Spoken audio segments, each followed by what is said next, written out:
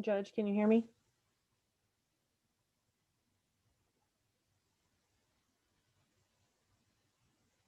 Judge, turn up your volume.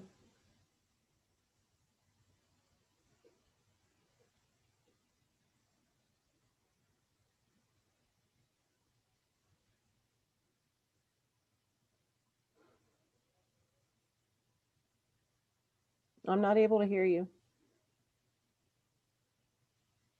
Can you hear me?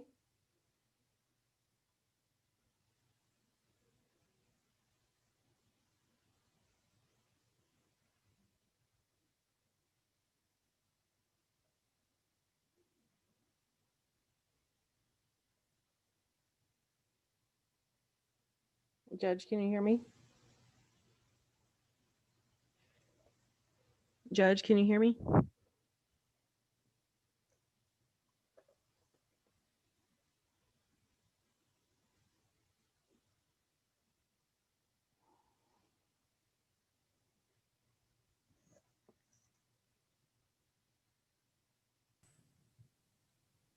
Can you hear me? Now I can hear you. Okay. So one I little. want to adjust your screen because I'm just looking at your forehead. Yeah. There we go. Okay. We're going to do Dana Brown first. It's case 303. Okay, let me grab that. I forgot.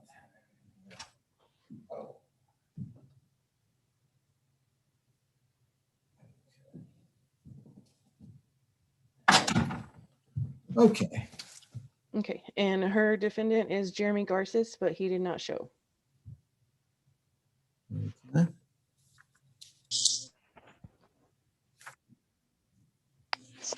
Hello, Dana. I do have Yes. you on with Judge Cancino now. I'm not showing that Jeremy Garces or the other defendant showed today. Yes, ma'am. Thank you. Good afternoon. Hi, how are you? I'm doing fine, thank you. How are you doing? I am good. Okay. Let's see. So the plaintiff is Dana Brown. That's you. Yes. Okay, and you are bringing this abatement hearing against Jeremy Garces. Yes. Okay. And you are contesting this. Yes, sir. Okay. Then let me go ahead and have you raise your right hand, please. Do you solemnly swear or affirm to tell the truth, the whole truth, and nothing but the truth, so help you God? I do. Thank you. Okay. Okay, you can present your case on this then. Okay, Your Honor, we've had absolutely no communication with the tenants whatsoever concerning rent. I've reached out, offered to give them the websites to get assistance. I've asked them, what can we do to help you? Can we make a payment arrangement? These tenants refuse to communicate with me whatsoever. I've posted their door. I've emailed them. I've called them. I've texted them. Finally, I served them with a lease violation letter. They had a trampoline in the backyard, and she responded back to me on that, but never said anything about rent.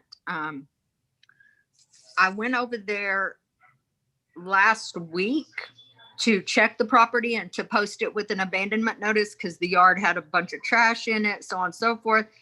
Went in the property. The property has no beds, has no clothes, has no food in the refrigerator. At that time, there was a dog inside the property. When I went back later that day to check it again, the dog was gone. They also took one of the owner's appliances, a stackable washer and dryer unit. Whenever she got her abandonment notice, because it goes by email as well as getting posted on the inside of the doors, she responded with, "I will see you in court on Tuesday." And I said, "Thank you for your prompt response. Please return the owner's washer and dryer so that we do not have to file criminal charges against you." And I haven't heard a word since. I did go back by there yesterday, and still it looks like nobody's been there. There's just trash inside the property. So I do believe they are out. Okay. So they have left, but there are other lease violations besides back rent. Is that correct? Yes, sir. They had an unauthorized animal and they also had a trampoline on the property, and that is a violation of the lease. Is the trampoline, is it gone now? Yes, sir. Okay, we moved everything out. Okay. Okay. And okay. So you are contesting wanting to go ahead and proceed with the eviction as such. Yes, Your Honor. Okay, I think we can do that based on the other lease violations. And did you send me some evidence on that? No, sir, but I can. I can email that over to Sam and I can actually do it right now. You're saying If she wants to go ahead and email it to me now, then I can just forward it over to you, Judge, because the ones that I forwarded over are for different case. right. I was looking through those and didn't see this one. So, okay. That sounds good. I appreciate that. If you'll send that over to Savannah now, that'd be great.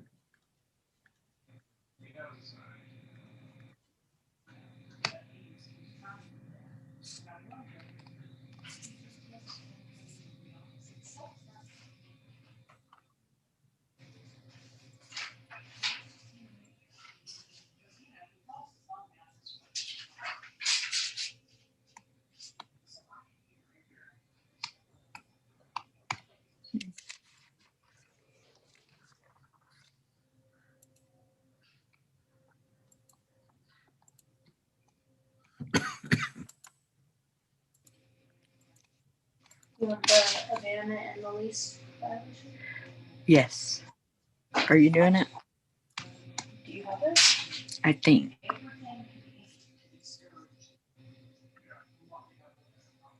Okay, I just sent that. Let me know that you got it, Savannah. Okay. 'Cause I don't know if I did it right.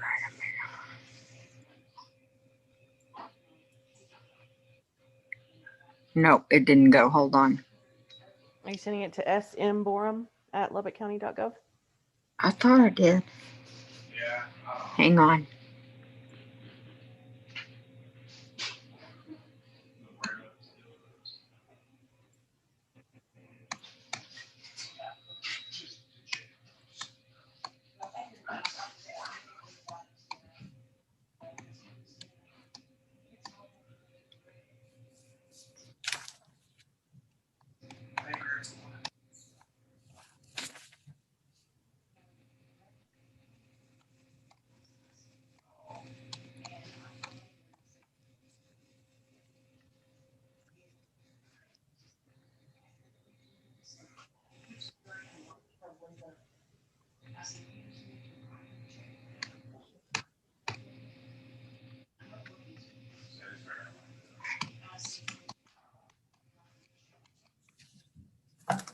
Okay, did you get the abandonment?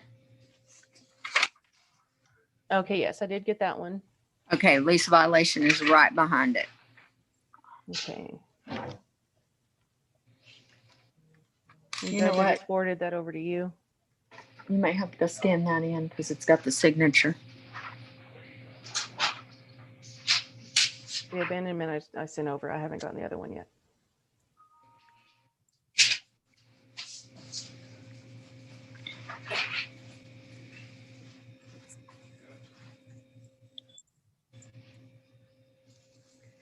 It needs to go there.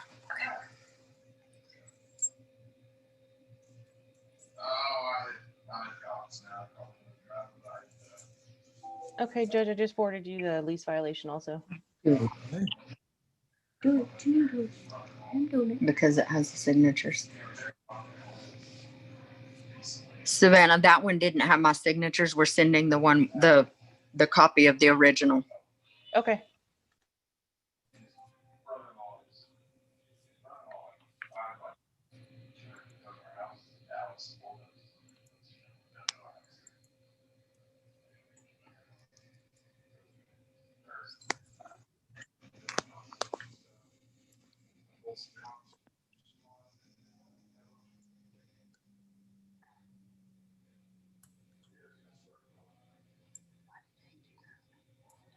SM Borum. There she is. Yeah.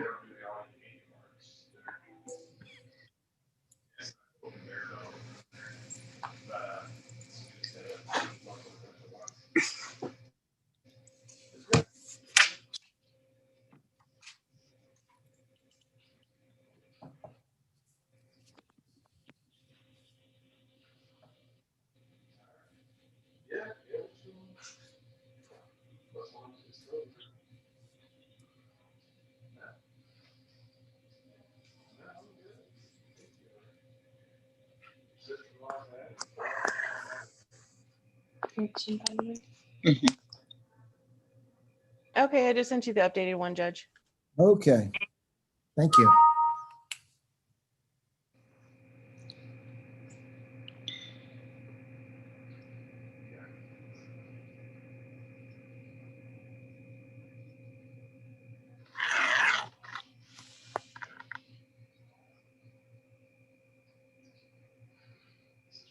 Oh, okay, so that's the abandoned. Yes.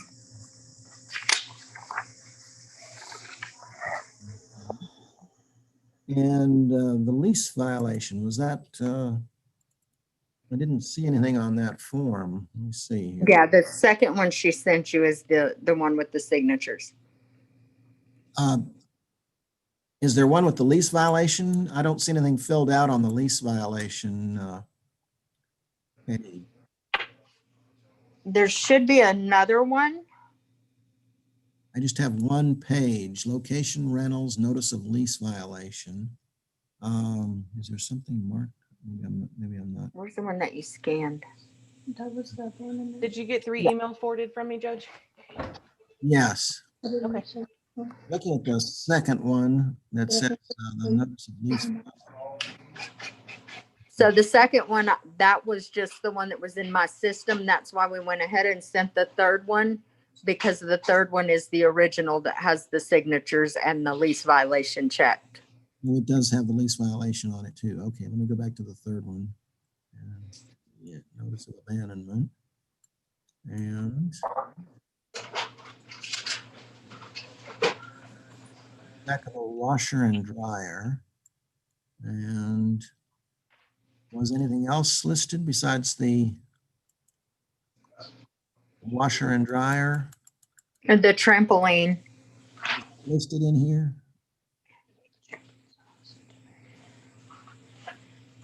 Where's the one we signed? I never did this one. You did. The one you scanned in? Oh.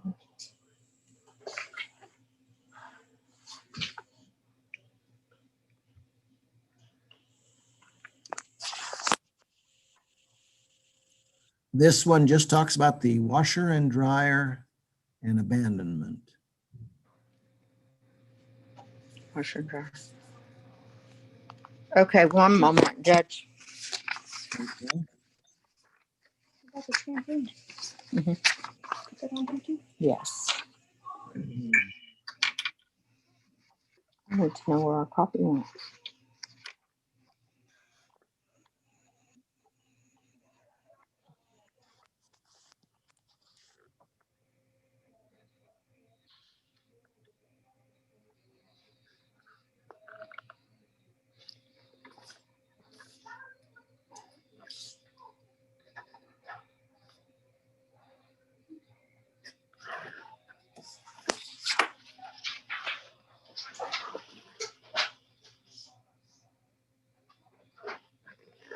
Sorry, here comes the next one.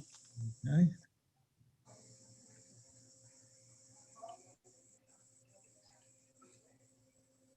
I had to pull my assistant in for the technological stuff. I know the problem. She's quite a bit younger than me. That's the key. If you want it, if you want anything with your phone or your computer, ask your Yes, 11-year-old. exactly.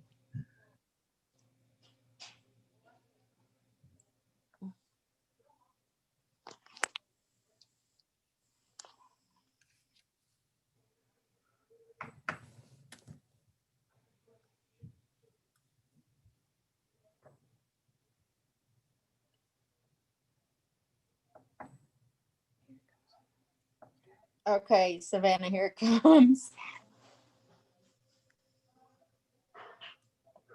Now, do you see why I need an assistant?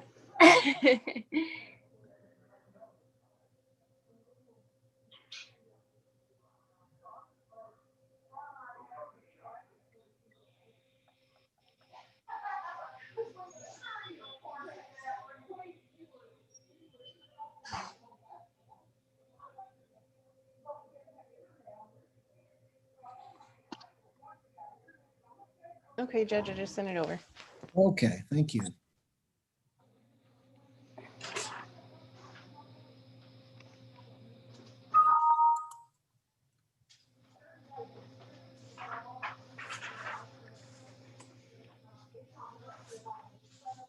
Unauthorized animals and, okay.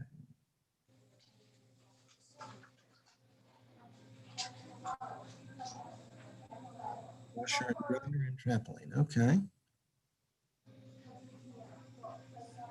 Okay, so I am ruling that the CDC declaration is invalid for the following reasons. The tenant has abandoned the premises. The tenant has violated the lease agreement by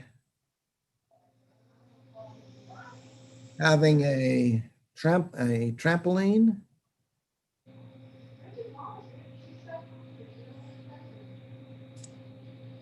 and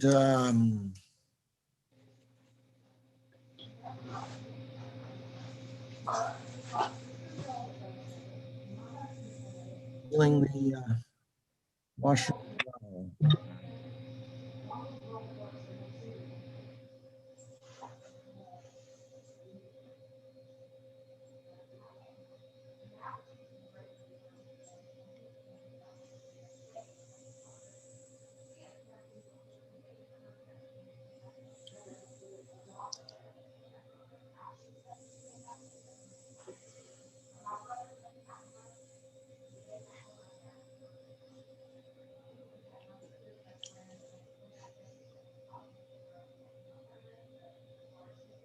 Okay.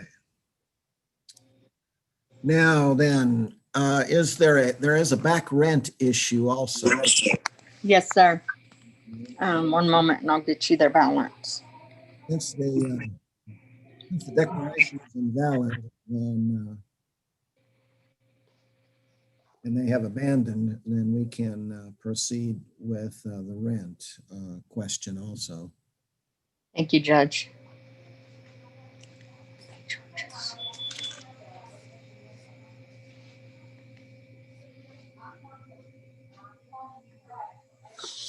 Can we amend that to include November rent? Yes, you may.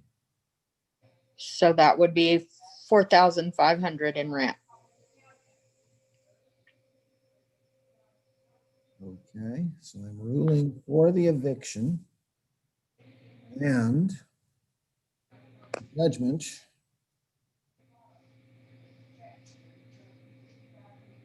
And say that again. 4,500. 4,500 plus the court costs. What is the monthly amount of rent? 1,500.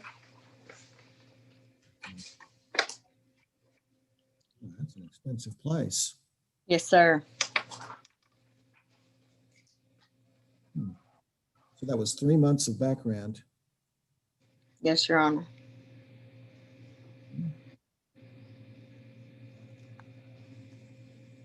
The bond is set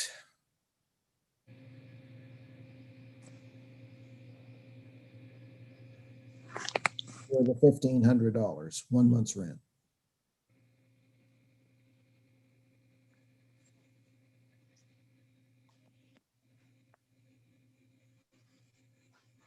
And I am signing that today, November 17th, 2020. Which means that we can enter the property on Monday, correct? That is correct. No, that is incorrect. Tuesday. Tuesday, Okay. for the 6th day. They have until Monday at 4:30 to file the appeal. Appeal. Okay.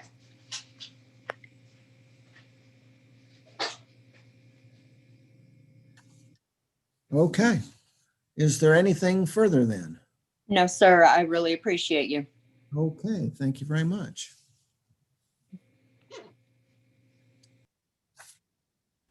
Okay, so the next one we're gonna do Linwood, and it's against Sheila Vasquez and Isaac Rangel. The defendants are not here. Okay. Okay, Danae, This is Celeste. Celeste. Okay. This is Savannah from JP4. I do have you on with the judge. I do not show that Sheila Velasquez or that Isaac Rangel has showed up for the hearing today. Okay. Yeah, let's see. What does that mean? Do we just move forward with it? Yes, ma'am. I have you on with the judge now. Okay. Good afternoon. Hi. Hello.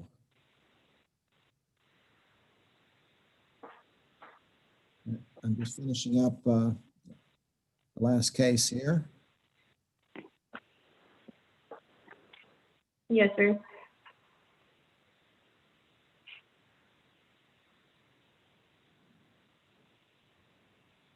Okay.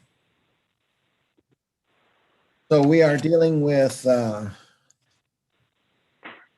see, Sheila Velasquez. Yes, sir. And Sheila had filed a CDC declaration, which you Yes, sir. are contesting. Yes, sir. And if you'll raise your right hand, please. Yes, sir. You solemnly swear or affirm to tell the truth, the whole truth, and nothing but the truth, so help you God. Yes, sir. Okay, thank you. Then you may present your case. We were wanting to contest the abatement just from the CDC declaration. You have to meet all requirements, and Sheila has failed to attempt to make any payments whatsoever. Has she been in touch at all? No. She's not been. We've given her notices, and she has not responded or mentioned about paying anything. And how far behind in rent? How many months is she behind? 3 months. 3 months, okay. She has made no attempt whatsoever to contact you and to work out any sort of a payment plan or to let you know what's going on at all. No, sir. We know that she had a new job back in, I think, October. She had started a new job. And the last any kind of communication we had about her was due to her having a little fire in her unit. She had told us that she had a new job, but that was it. She hasn't attempted to make any kind of payment whatsoever. Mhm.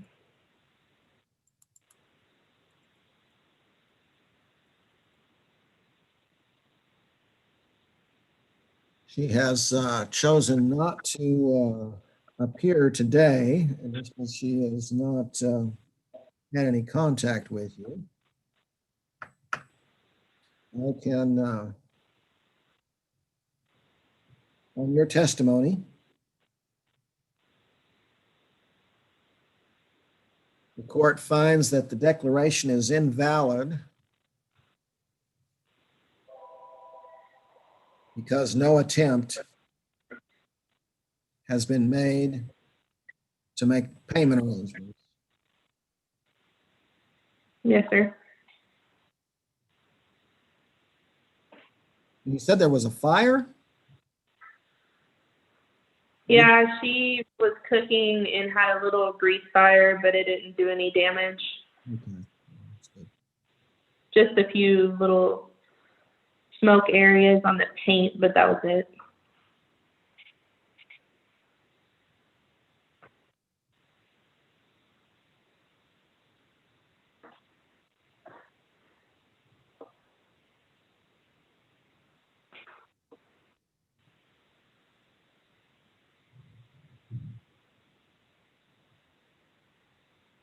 So she has not made any attempt at partially paying on the rent. No, sir. She hasn't attempted to pay anything, not even $50.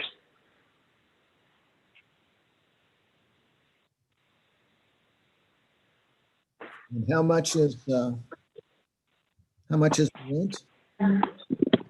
She owes $3,011.25. That's the back rent alone? Yes, sir. That's just back rent. And how much is the monthly rent? It's $10.95. $295. Is that correct? $1,095. I'm sorry, $1,095. Okay. $1,095 is the monthly rent. And so she owes, what, almost 3 months? Yeah, so the reason that $821.25 plus $10.95 for October and $10.95 for November is because she used to be an employee for us back in August. So she had an employee discount that rolled over to September. So it was $273.75 that she had credited just for being an employee back in September. So that $821.25, she never paid any kind of rent after leaving us. And then October and November rent at $10.95. Okay. Tell me that total again of just back rent. $3,011.25.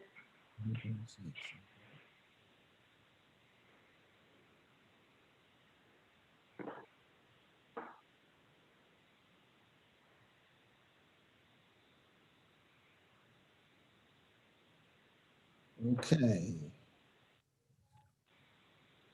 Bond for appeal is set at $1,095, 1 month's rent. The judgment is for $3,011.25 plus the court costs, and possession of the property is granted. Thank you. And that's dated November 17th, 2020, signed today.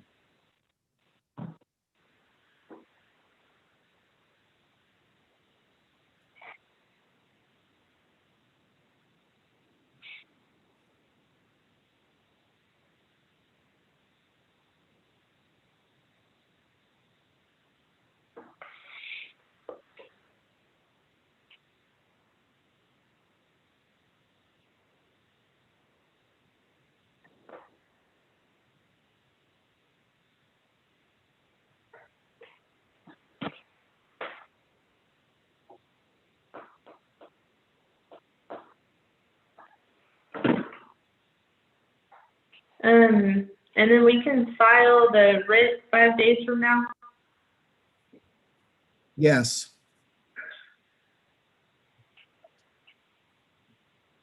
Okay.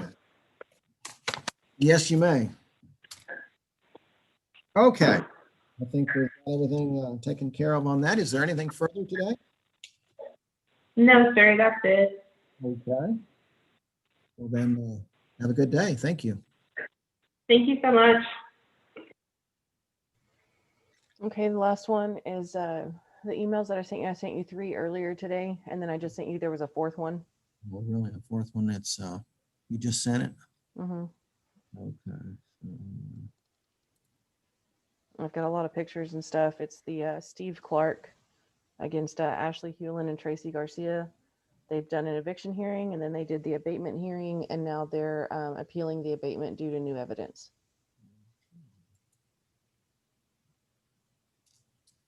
Okay, that sounds good. Are they on now? Mm-hmm. I have Melissa Welch, and then I have Ashley Hewlin on the phone. Tracy got disconnected. Okay, the meeting's already been locked. She's been trying to log back in, I know, and that's what it keeps telling her. Yeah, the meeting was locked. So, do you need me to tell her to go back to work? Because she's sitting in the work van. Yeah, I mean, she can't come back into it since she got disconnected. Okay. Okay. All right, and you're both on with the judge. I'll let him take it from here. So I have Ashley Hewlin, defendant. And who is representing Steve Clark? Melissa Welch. Melissa Welch. Okay, Melissa. And Melissa, you are contesting the CDC declaration. Yes, sir. That, no, you had two, one for Ashley and one for Tracy? Correct. Then let's consider Ashley Hewlin's first. And you said that you had new evidence. Yes, sir. Okay. Do I just go ahead and start? Yes, let me go ahead and swear everyone. If everyone could raise their right hand, please, to be sworn in today. You solemnly swear Yes, sir. or affirm to tell the truth, the whole truth, and nothing but the truth, so help you God. Yes. Okay, Yes. okay, thank you both. Ashley, you can proceed to present your case. I don't know what new evidence she has against me. This is up to Ashley. Ashley is going to present. I'm sorry, not Ashley. I'm sorry. The plaintiff. I've forgotten your name again. Melissa. That's okay. I'm sorry, Melissa. I'm sorry. I got confused there. That's okay. That's okay. Go ahead and present your case. Yes, sir. I'd like to start off by stating the amount of rent due to this date is $4,665.50. Okay. And that does include rent from August of this year to current November rent. And that does not include late fees or any other fees. That's just strictly rent. And that was how much? How much was that? $4,665.50. 4,660. Say that again. 4,000. $665.50. 50 cents. Okay. There we go. And what is the monthly rent? It is $11.95 per month. $195. And the reason why there's a 50 cents and it's not a whole number is because that August rent was prorated. That's what that amount is coming from. Let's see. Okay. So this is August prorated and then September, October, November. Yes, sir. Okay. And what is your new evidence? We went to perform a contractual lien per our lease contract following our abatement hearing we had on October 13th. When we went in to perform the contractual lien, we stumbled upon drug paraphernalia and like a marijuana pipe and a meth is what the police officers called it, a meth pipe, as well as baggies containing a white residue in the home. While we were performing the lien, we did come across those. We did take possession of a TV, a washer and a dryer, all within our rights, obviously, with the lease contract to take possession of all of those things. We did not take beds or couches or refrigerators or anything else that would have violated her rights as a tenant. But when they moved into the home in July, because she took possession of the home July 16th, they moved here with, according to her, nothing. They had a Tahoe full of clothes and minimal furniture, and it stayed that way for about 2 to 3 weeks when they moved in. So the items we took possession, I think they did also have their washer and dryer also when they moved in. I'll rephrase that. But the TV and all the other stuff that was in that home, all the brand new furniture, which I did present pictures of, the bedroom suits, all those things were purchased after moving in. They didn't have any of that stuff, as well as the brand new barbecue grill that was in that. There's a picture of it as well that I presented. So in addition to that, during the last hearing on October 13th, they had stated the reason why they had not made a rent payment, because they still have not made a payment. July was their last payment. They had stated that their reasoning was due to LP&L having to pay them because of the disconnect. Their utilities were disconnected. which I found to be false. I contacted LPNL. No disconnects were being performed since all this COVID stuff began to take place in March and April. They halted all disconnects up until the week of October 13th when we had our hearing, is when they started scheduling their very first disconnects. So they had not been disconnected prior. That was a false statement that they gave. Yes, we had. But okay. In addition, I'm sorry, ma'am, Miss Hewlin, do not interrupt. You'll have your chance in a moment. okay. In addition to, after we completed the contractual lien that we performed, that was on a Thursday. On Friday, the very next day, we drove by the residence and there was a very large U-Haul parked out front. One of the biggest U-Hauls you can rent was parked outside. So we had assumed that they were vacating the property after the discovery of, the drugs and paraphernalia, which were turned over to the police, and we did get a case number on that as well. But we went by probably 4 or 5 days later after the U-Haul had left, and there was still evidence that they were residing there. We could see through the window that the dog was still left in the kennel, which I think I sent a picture of that as well, along with urine and feces all over him and all over the floor.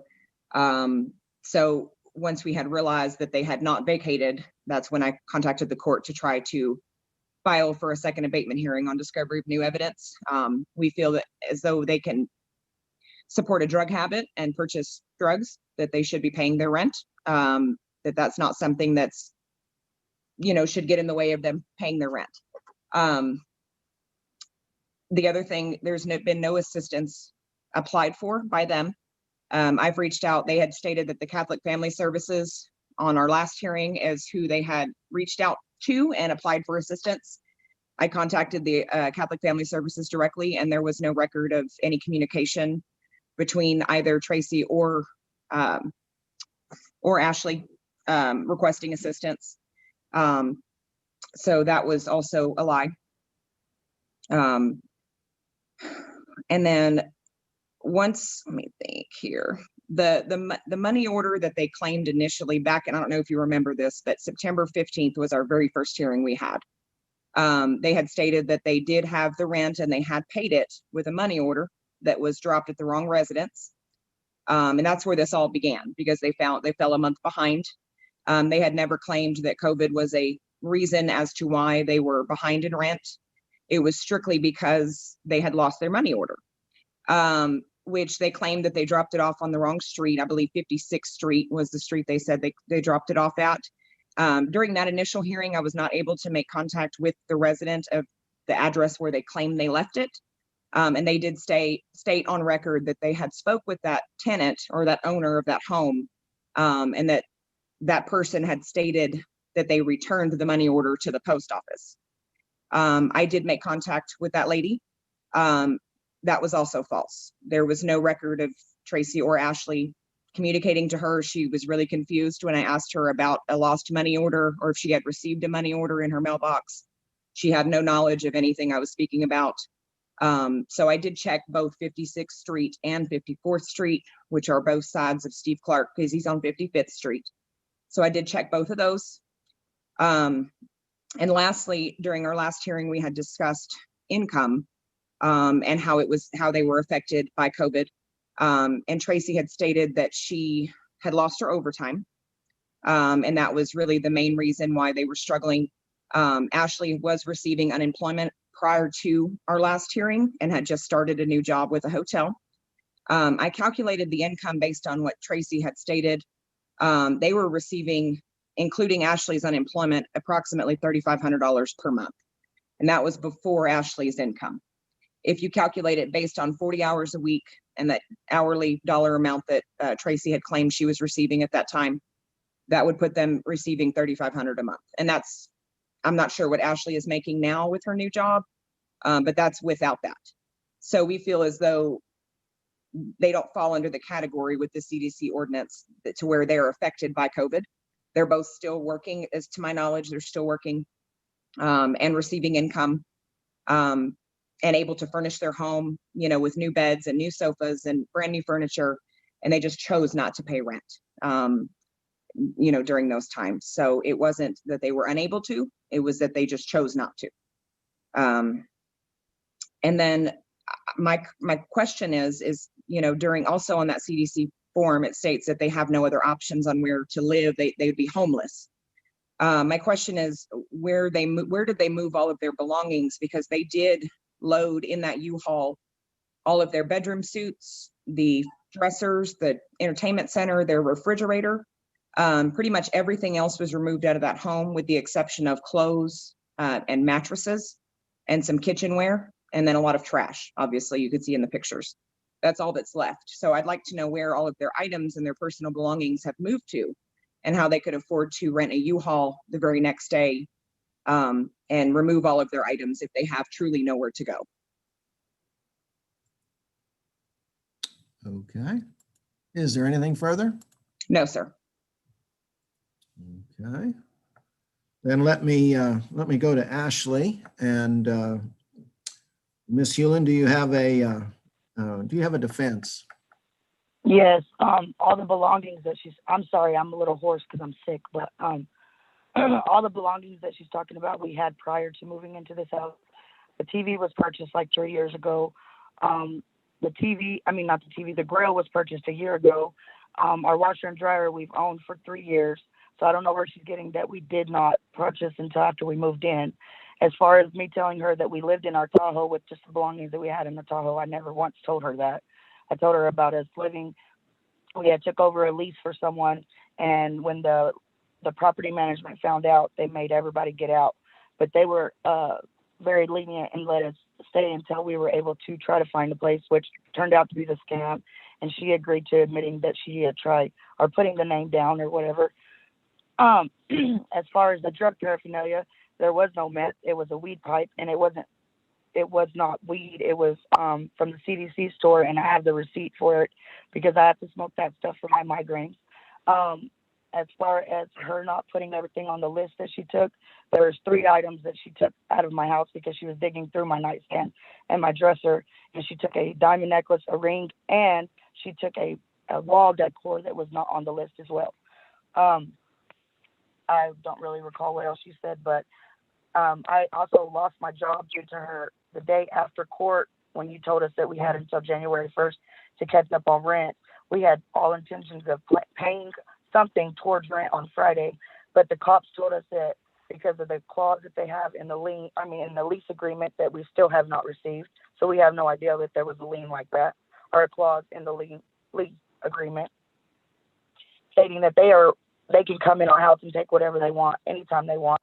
So that's why we got the U-Haul and got a storage building, because I don't want to live at a house where I have to worry about the landlord coming in and stealing my personal belongings or taking my personal belongings. And I do have a I had contacted the police to report the stolen diamond necklace, the ring, and the picture frame that was not put on the list that she left. What about the police? Was there a police report about the drug paraphernalia or the alleged? About the marijuana pipe? Yes. There was never any charges pressed or anything because, as they told me, they weren't here to look for that and they did not find it themselves. But I know exactly where it was at. It was in the top drawer of my dresser, and it was the marijuana pipe, and it was CDC. CDC. It's from the CDC store, and it has CBD and THC in it, but it's in a jar, and I had a receipt in that top drawer as well. So it's nothing illegal. It's actually, you can purchase it at the CBD store. And you said that you still have that receipt. Yes, I do.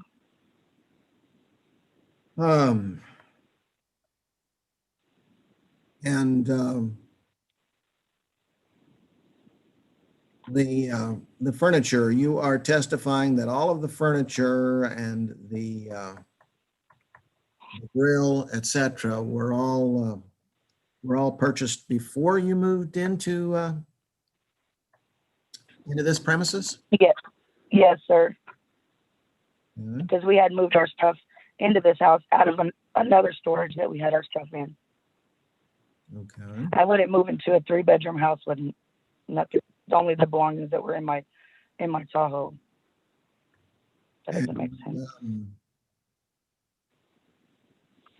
And what is your job situation now? Well, I was working at the hotel and I lost my job because the day that I had slept all day because I had worked the night before, night audit. And so I had slept all day, and so I had to go pick up my child from school. And within the time of me leaving to go get Callie from school and coming back, they had already went into my premises and took my belongings. And so I was supposed to take her to a basketball game and then get ready for work. Well, having someone come in your house and take your belongings when you had no idea that that was even legal, I don't know. I ended up losing my job, and then I got sick. And then you got sick? I'm still currently getting unemployment, which is $207 a week. Yes, sir, I am. Sorry, it cut out. It's how much? $207 a week. $207 per week. Yes, sir. I'm sorry, my voice is like horrible.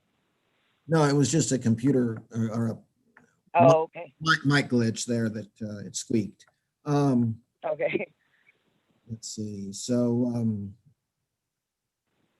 and what about the contention of Tracy Garcia's job and income? Her income is she's getting approximately $45 a week. At what rate of pay? At $16.45. Okay.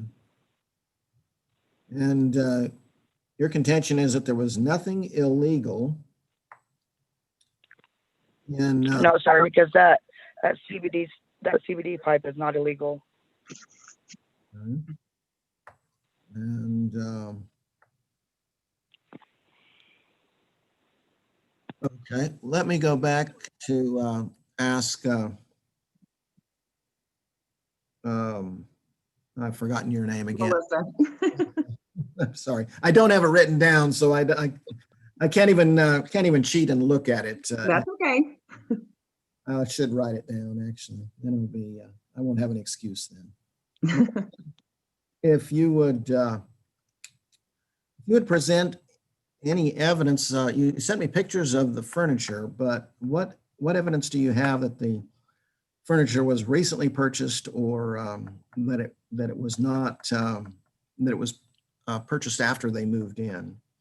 Her statement to me when they took possession of that house, she had told me about the person she had leased a house from had moved in and paid them around $2,000, if I remember correctly, and said that the person had decided not to lease them the house and refused to give them their money back.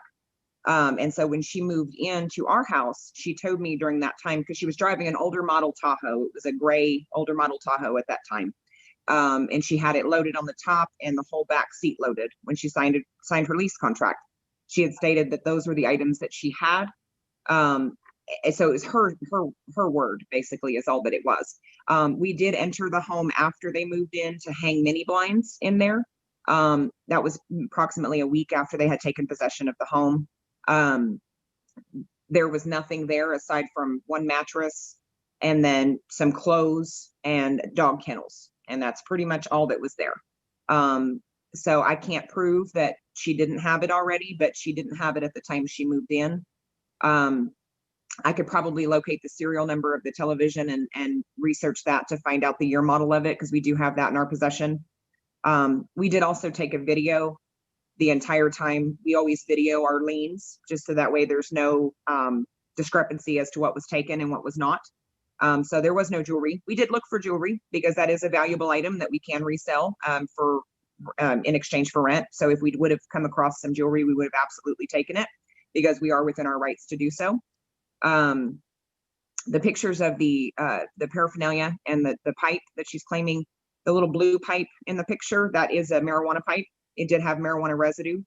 The police officers took possession of those items. It was sitting on top of the nightstand, and I believe there is a photo of that. That is where we found it, or on the dresser. I'm sorry. The little pipe inside of it's actually inside of a iPhone box. It's the clear glass pipe, along with all the baggies with the residue in them. The police officer told me that that was a meth, or in his words, a crack pipe. We did not have it tested for what kind of residue it was.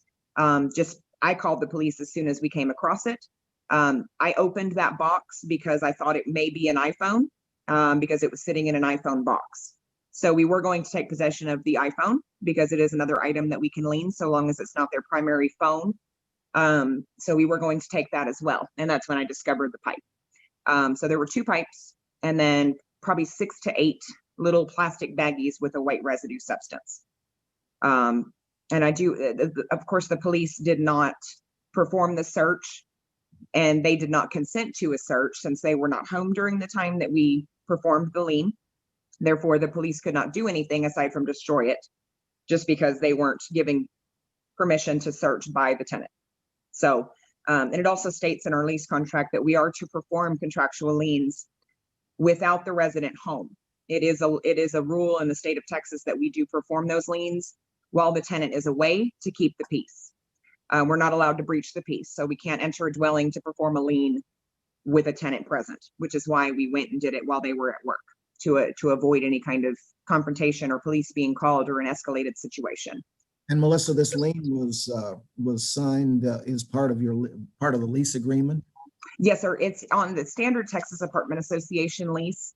You are allowed to perform contractual liens and hold all items taken.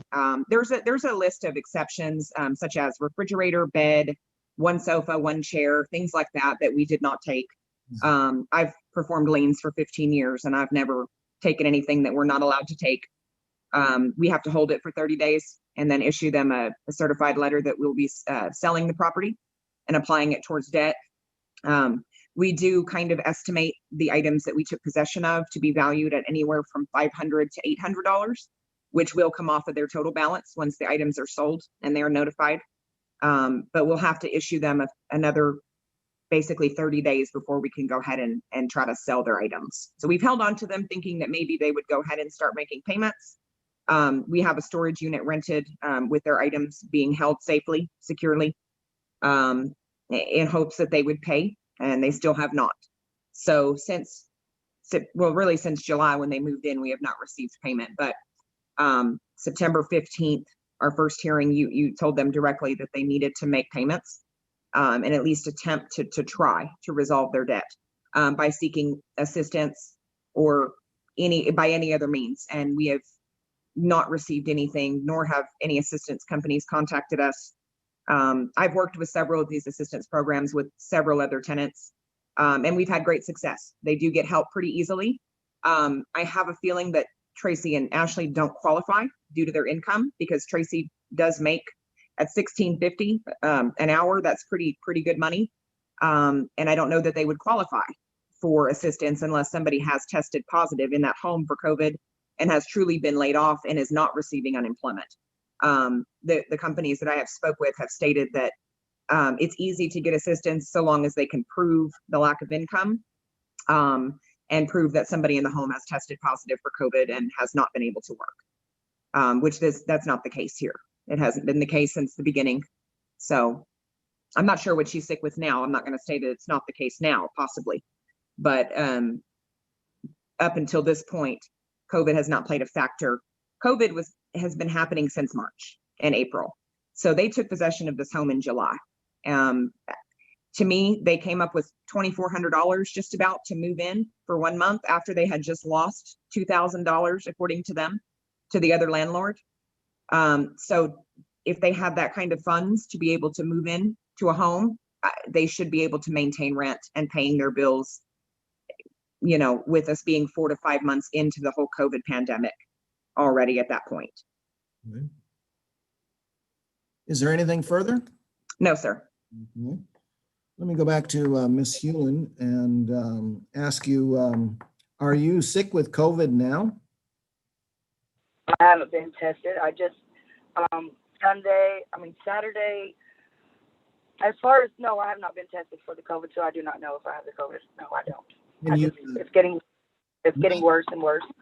Neither you nor Tracy has tested positive before this time, or ever tested. No. Tracy was tested for work. Tracy was. And it came back. I'm sorry. She was tested for work, came back negative. Okay. And And she is employed currently. Yes. You are receiving roughly a little over $800 per month in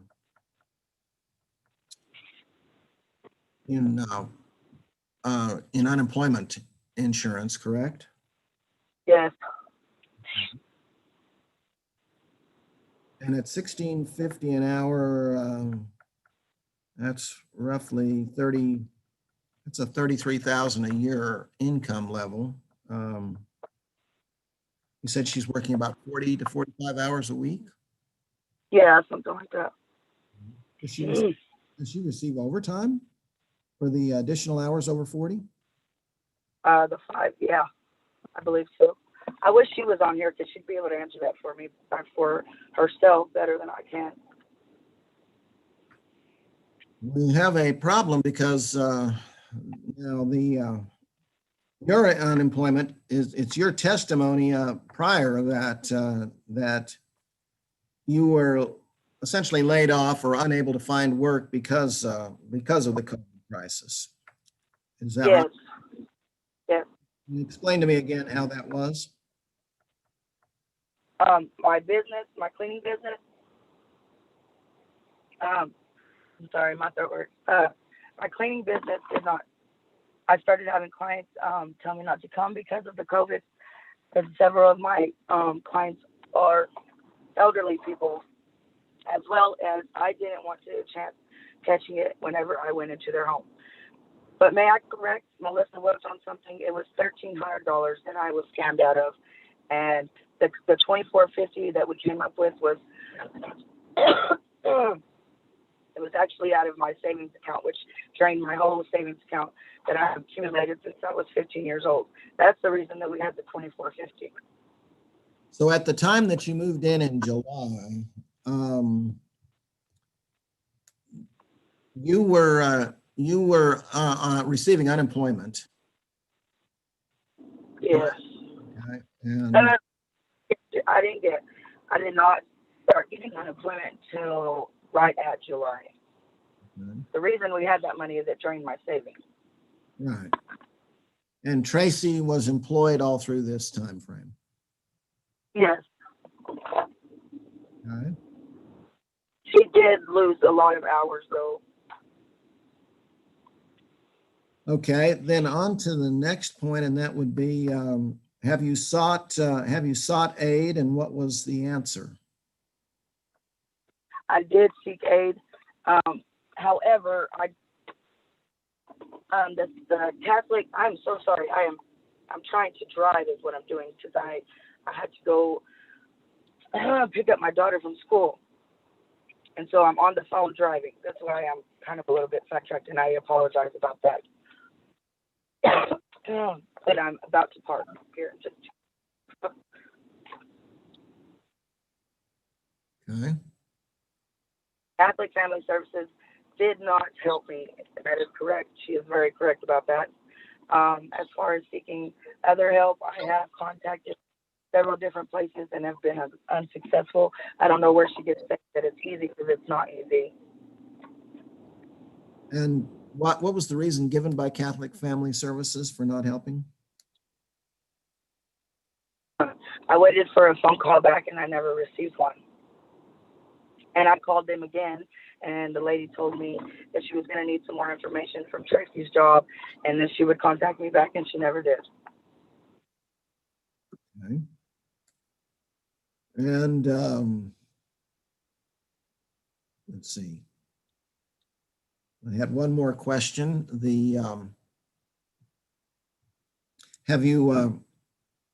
Why have you not made any attempt to make at least a small partial payment with the income that you have had coming in? That's what I was telling you. Last time we went to court, I had said that I wasn't going to receive a payment or paycheck for 3 weeks for my new job, which currently I did get laid off from. But Melissa and Steve came into our house the following day after court and took our stuff, which we had all intentions of making a payment, but having the feeling of someone coming in and taking whatever they want was not a good feeling, is why we put our stuff in storage. And no, we do not have family here, nor do we have anywhere where we could go. But I don't want to live in their house for free, nor do I want them to come in and take my stuff. But we're at a place where we don't know where to go.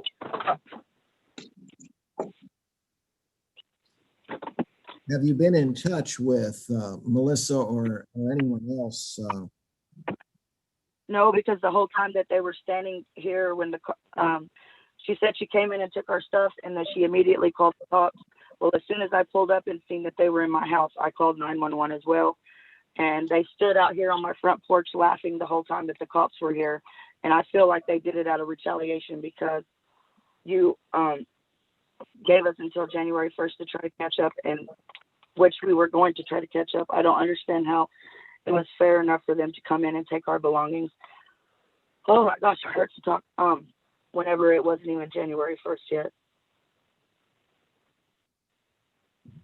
And you've had no communication with Melissa or with anyone else.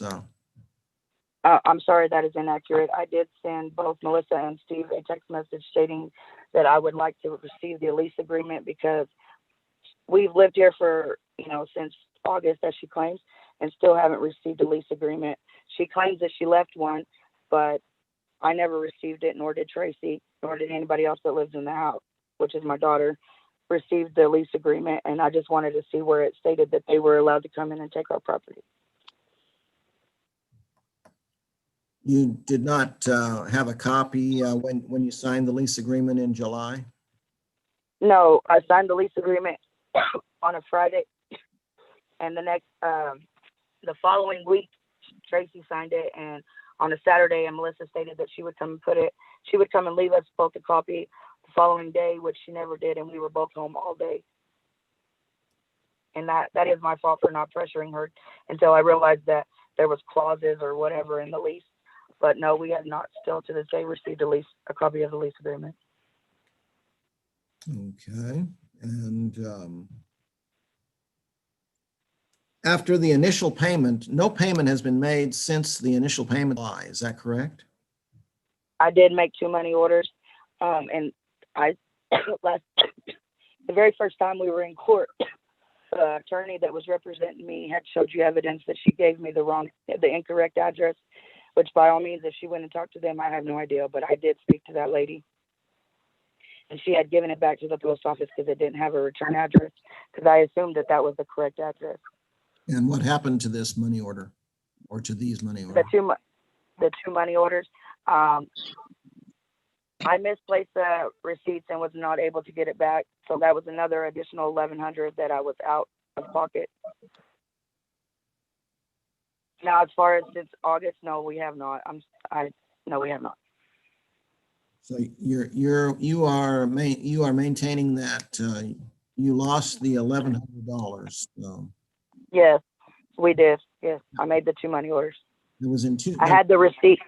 My attorney gave evidence that I had the receipt where the 2 money orders were purchased, but I did not have the money order. The things that you rip off the bottom of the money order, I had misplaced those, but the receipt where I had purchased the 2 money orders from the actual convenience store, I did have, and he had turned that into evidence. And have you since sought a recovery on that? I have attempted to, and I have not received it because they said that I would need the actual part of the money order that was purchased. So you are maintaining that you have that you are out the $1,100. Was that in? Yes. That was in 2 money orders. How much were they each? 500 and 450. I mean 500 and 600. I'm sorry. 500. And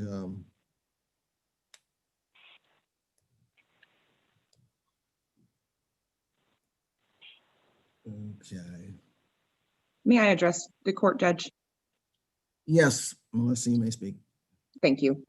During our September 15th hearing, she did state on record that she had the receipt and that she was tracking the money orders to get them recovered. She did state that on record. There was no evidence produced by their attorney to show. I was looking for that just because I wanted to make sure, because I had offered via text message, which I also submitted that day for our first hearing, to help her recover the lost money orders, because I'm very familiar with how to track money orders and get them reissued. And we could have had the payments reissued directly to us so that there was no miscommunication there. And she did not ever produce any receipts whatsoever of the purchased money orders. There's been no evidence presented at all that there was ever money orders purchased. And I spoke to both residences on both streets of that address that she claims I gave her the wrong address. And in addition to, the lease contract was dropped off to them the very next day. I don't keep 2 copies of it. I have them sign the original. And then when I bring Steve his contracts, I run a copy at his residence, which he stood there and witnessed me running the copies. And then I went to their house, dropped it in the mailbox the very next day. We've never had a problem with not issuing lease contracts. And one of the pictures I did submit to you as well in evidence was showed a stack of paper on her sofa when we went in to do the lien. The rental application was there, as well as all of the court documents. And it looked to be, I didn't want to rummage through her paperwork just because I wasn't sure what was there as far as personal items. But it looked to me like there was a copy of the very copy that I left of the lease contract was under that stack of papers. The rental application was certainly there, just because it was sent via text and email to me when they applied. They never gave me the hand delivered copy of the rental application.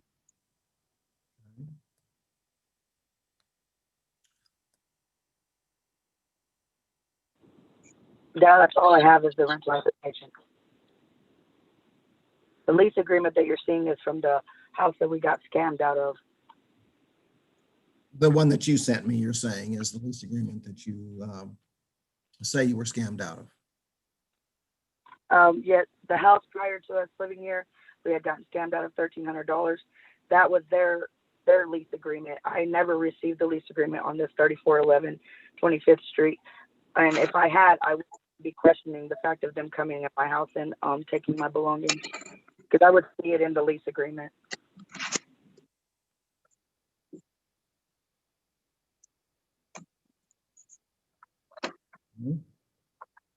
Let's see if I have any other questions here.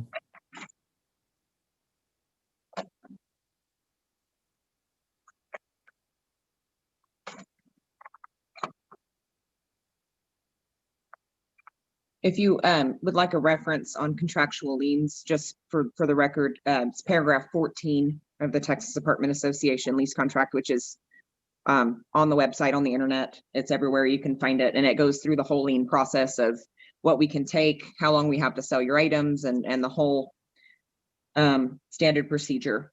Did you, Melissa, did you send me a copy of the lease agreement?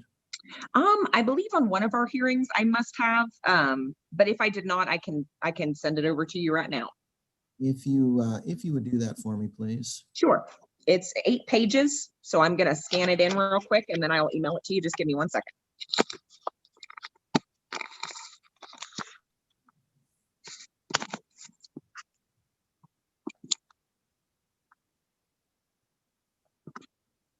Your Honor. Yes, ma'am. Also, I wanted to address the fact that I drive a white 2010 Tahoe, and she's saying that the top has full of stuff, and the back seat that's full of stuff. That is inaccurate. All I had in the back seat were my dog and my child was in the front seat, and I was in the front seat. We had no belongings with us. Yeah.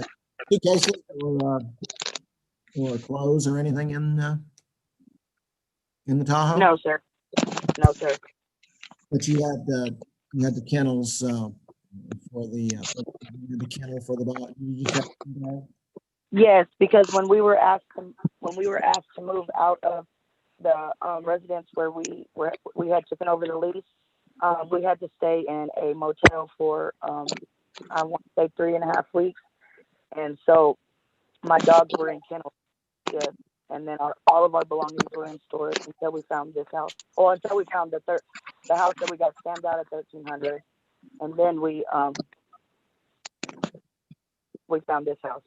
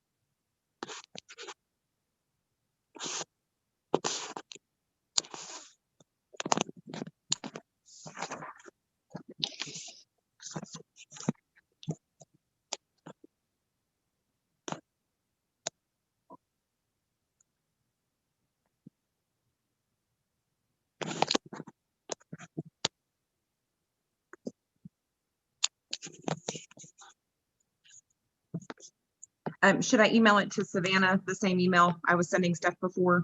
Yes, please. Okay.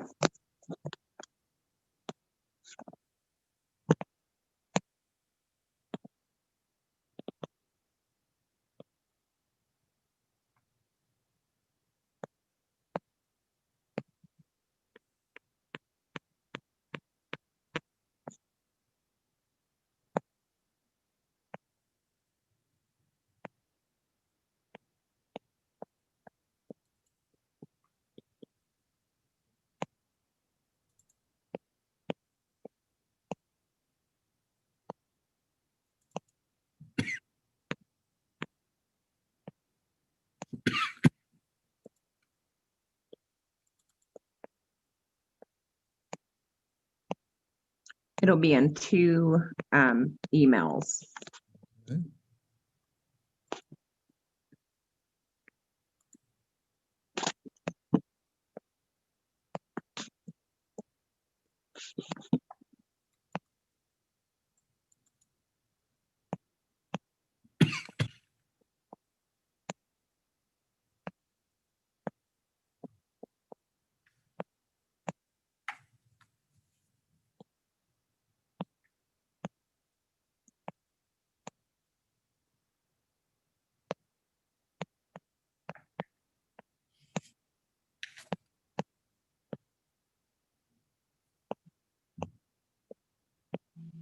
It's actually going to come in 3 emails. I'm sorry, it wouldn't let me attach all of them.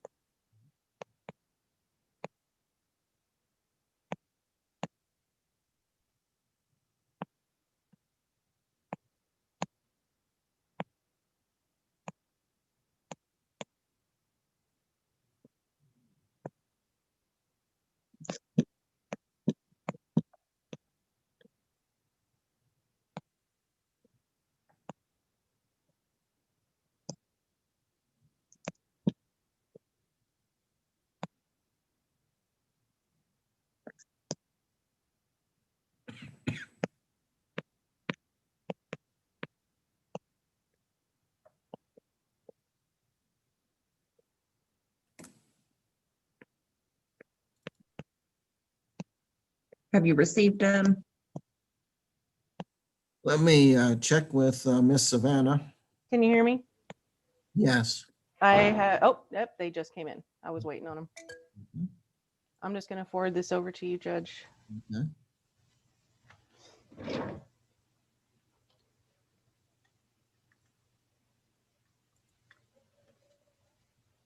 Okay, I just sent it.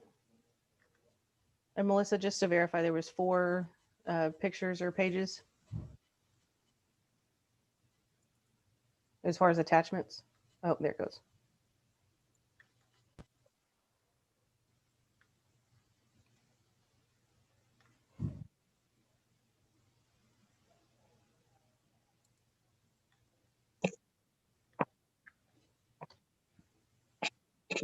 Melissa, are you there? Yes. Oh, okay. Your phone went away for a minute, so. Oh yeah, I was trying to email him all those, the lease contract. Okay, so I do have 4 different attachments on both emails. Does that sound right? There's 3 emails because it would only let me do 4 at a time. So there'll be 2 emails with 4 and then 1 email with 1.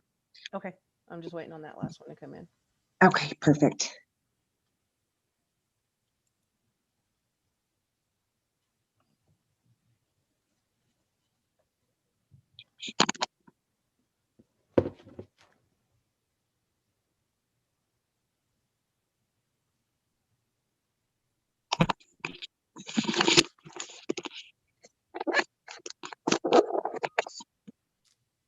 No, I have the first one. Okay.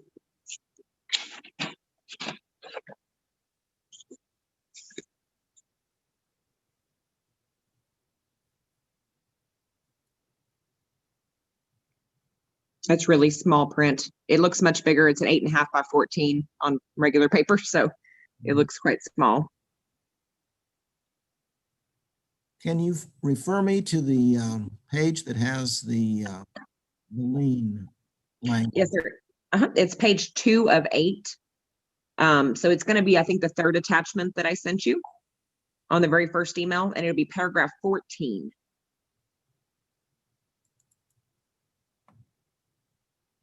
And paragraph, what number? 14, 1-4. Actual lien. Okay. Yeah. Yes, sir. That's the standard. That's the standard agreement. I recognize that. Yes, sir.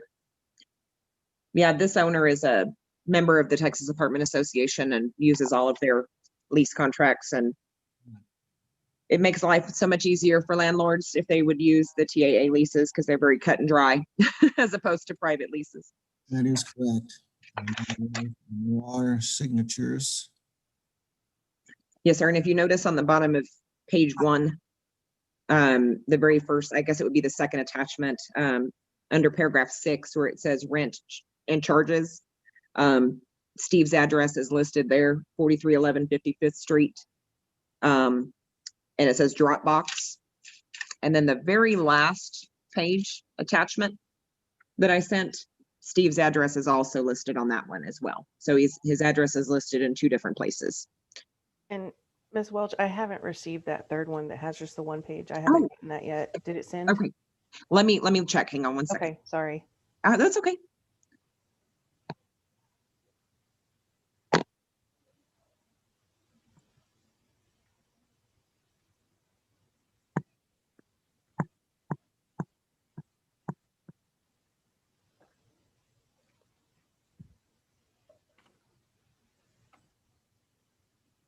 It says it's queued for some reason, whatever that means. Okay. Let me try again. Hang on. Let's see. Showing the address as 3411 55th. 4311. On here it shows 3411. That's on which one? on the first page. Oh, their address. Yes, sir. Yeah, 3411. Well, that is their address. Yes, sir. Where they pay is correct. Yes, their address is 3411 25th. The address in which they make the payments is 4311 55th. Okay, and I'm looking for that address. You said that was on the first page? Because she's got COVID. Yes, sir. It's on page 1 and also on page 8. It's listed in 2 different places. Road. I think she still sounds really congested, but she said she feels better. Savannah, we can hear you. There we go. Thank you.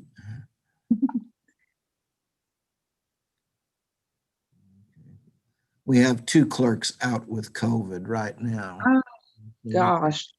We're functioning on, if we're a 4-cylinder engine, we'd only be working on 2. So I understand. I've had several employees and clients and everything else being tested positive. So thank God we've stayed healthy, but it's been scary for sure.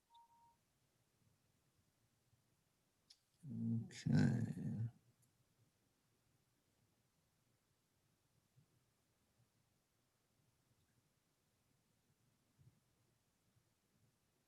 So I see 4311 55th Street as the address.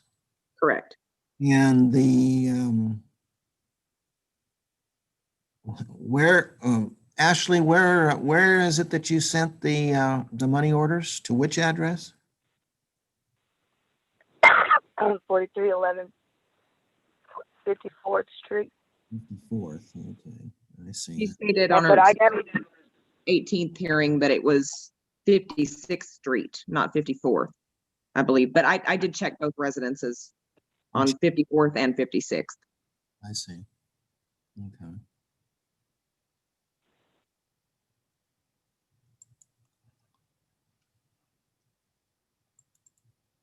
Yeah, because the document she submitted was the rental application that was supposedly my handwriting, writing the address down wrong for Steve, which I did write the address, but it looks like somebody made my 55 a 56 on that document that she had submitted during the initial hearing. So I do remember that she had claimed 56th Street on the initial hearing, because there's no way to make my 5 a 4. Right. Okay. Okay.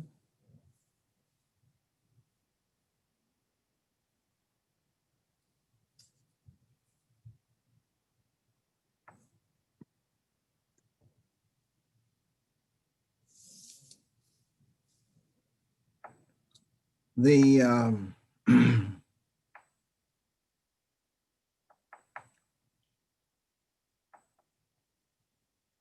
everything appears to be in order with the lease. Is correctly legal to all appearance.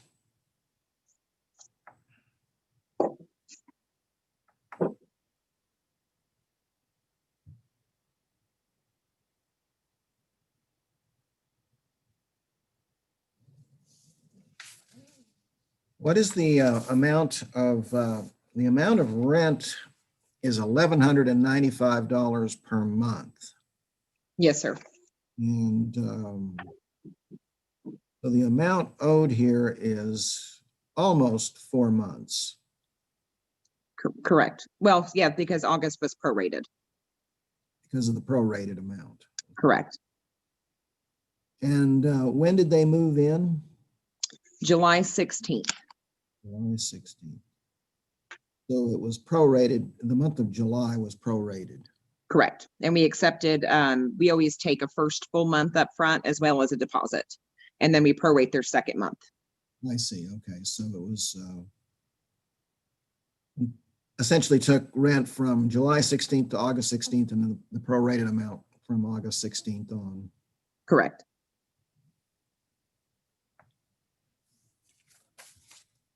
See that.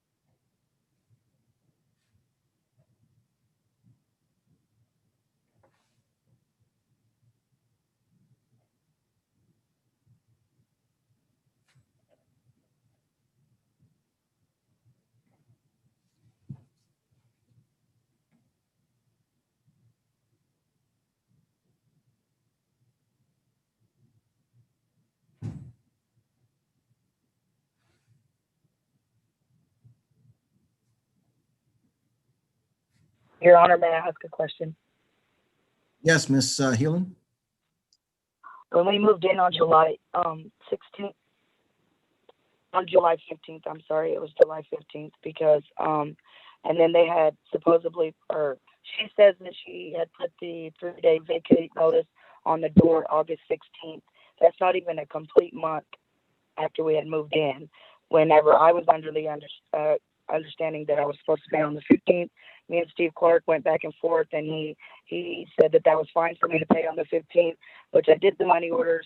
Nevertheless, whatever happened to those, but the following day on the 16th, August 16th, is when she said that she put the 3-day vacate notice. And then the last time we were in court, they both were very upset and said that what grounds do you have to stand on as far as letting us reside in the house? And I do feel like that they only came in and took my belongings out of retaliation because they were mad.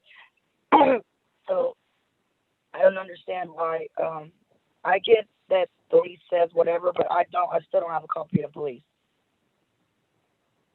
And I just feel like since the first month they have been trying to get us out because there were several repairs that I had asked them to do, which they did not do, like the pole on the front porch. I said it was unsafe because it was very loose. And the reason I found that out is I had accidentally leaned up against it and it almost fell. the fan in the front, the ceiling fan in the front, you can't turn on because it'll fall on you. The plumbing flooded my daughter's whole bedroom. They never fixed that. They never replaced the mattress that it got wet or anything like that. And I just feel like they've been trying to get us out since the first month that they moved in. Since the first month that we moved in.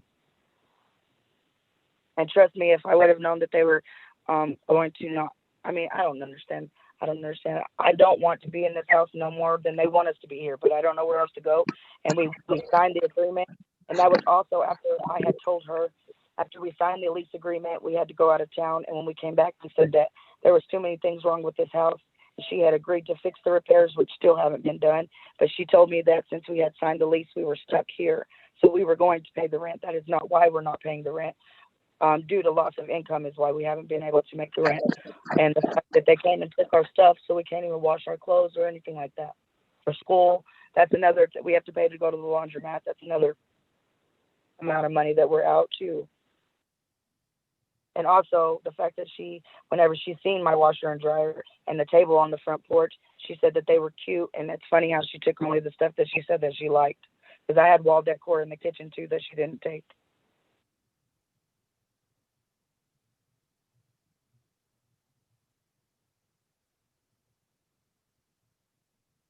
Okay.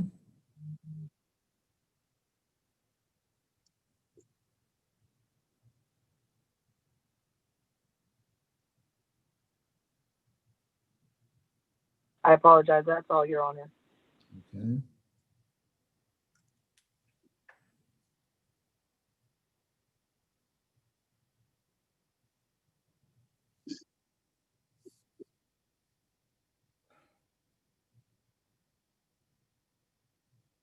This is going to be the judgment of the court.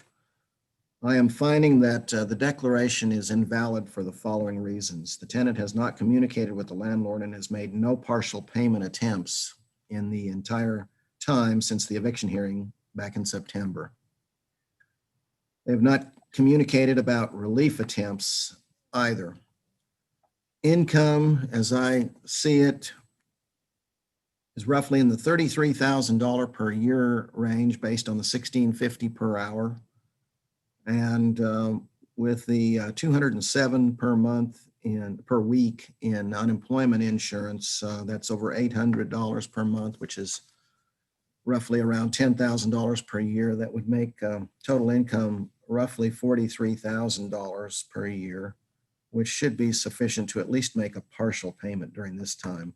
For that reason, the court finds that this declaration is invalid because not all parts of the agreement have been met. Court will proceed with the eviction manner. We'll proceed with the eviction in the following manner, and that is that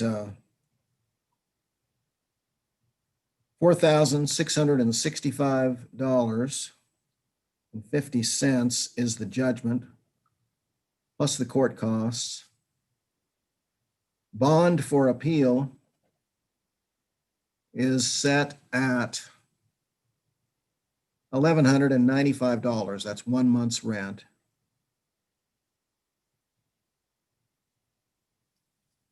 And I am signing this today, July 17th. I'm sorry, did I say July 17th? 17th of November, 2020. And I have no idea why I said July. Maybe I wish it was July again. Right there with you. Anyway,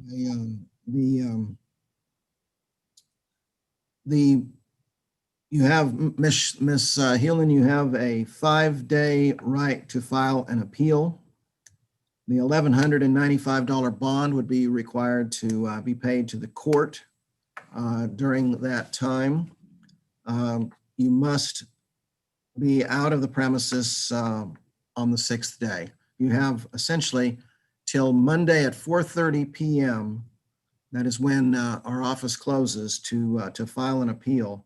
If none is filed, then the landlord has has possession of the property on Tuesday. Are there any questions? No, sir. Ms. Nope. Healy? Okay. Well, I apologize for the length of the hearing, and I apologize for the difficulty in all of this. Ms. Hewlin has already left, so I will end the hearing now. Thank you. Yes, sir. Thank you.